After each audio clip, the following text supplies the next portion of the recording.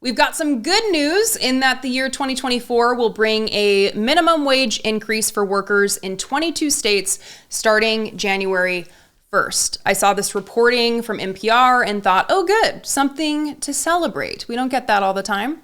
Of course, the federal minimum wage is still $7.25 and has been since 2009, which is wild and disgusting. Think about your recent trip to the grocery store and how quickly $7.25 for 1 hour of work would disappear in the grocery store. I think at my first job, I remember making $5 and something, maybe $5.45 an hour, making pizzas and scrubbing kitchen drains. I would say good times, but it wasn't. And I know that people will be thinking, okay, but states can set their own minimum wage, and that is often above the federal minimum. And yes, it is true that states can set their own minimum wage, but, and I was surprised to learn this today, according to the Department of Labor, 20 states maintain the federal minimum wage of $7.25. Did you know that? 20 states. I figured it wouldn't be that many that insist on paying such a tiny minimum wage. So what is involved in this new year minimum wage increase? Turning to the Economic Policy Institute.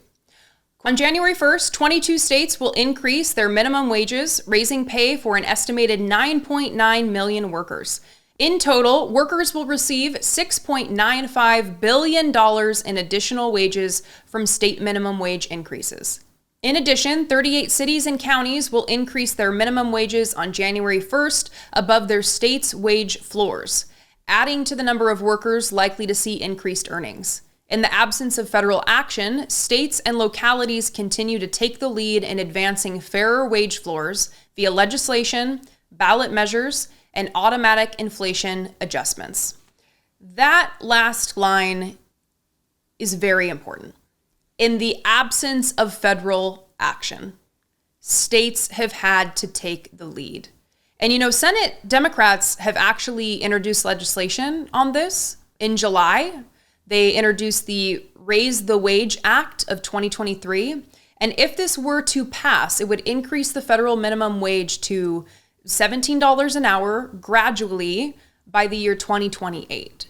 This is overdue, and we absolutely need this. This is so important for fairer wages, for creating an equitable economy. In fact, let's look to the Economic Policy Institute again and look at the impact of this increase. Women make up more than half of workers getting an increase on January 1st. This minimum wage increase will disproportionately benefit Black and Hispanic workers. Specifically, Black workers make up 9% of the wage-earning workforce in the states with increases, but are 11.1% of the affected workers. Similarly, Hispanic workers are 19.6% of the workforce in these states, but 37.9% of the workers receiving wage increases.